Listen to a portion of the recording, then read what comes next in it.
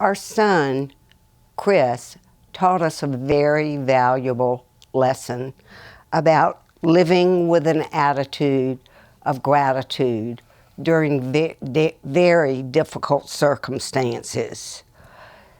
Several years ago, he was diagnosed with stage 4 cancer of a very rare form. And of course, he immediately thought that he needed to research the disease. And we, of course, said, go right ahead.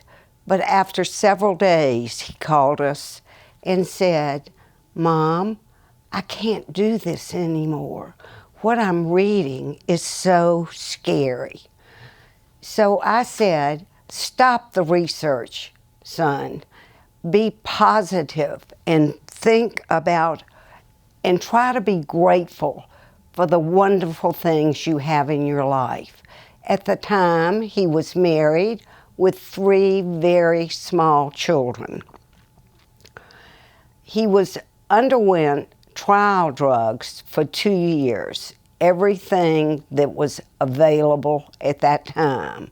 And some of those trial drugs had dramatic side effects. I have never asked him how he made cold calls on engineers looking the way he did. In one instance, when his face and body were covered with pustules. But he went ahead and made those cold calls and did very well business-wise. In addition to the side effects of these trial drugs, he was given many gifts, whether it was friends coming to mow the lawn, or the men's choir at their Presbyterian church coming to sing to him when he couldn't go, whether it was his daughter making peanut butter and jelly sandwiches for him and holding his hand when they went into town.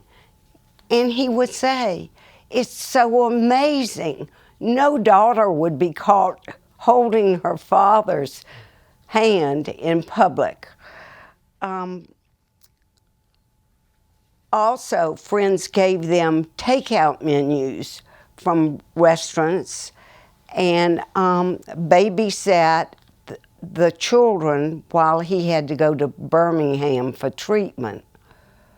But the greatest gift, I think, he gave, not to him. At some point, he and his wife, Lissa, came into the proceeds of some timber being cut on her father's land. And he called me and said, Mom, this is what we're going to do with the money. We're going to redo all of the church floors. I, of course, was scared to death because Chris didn't have a salary.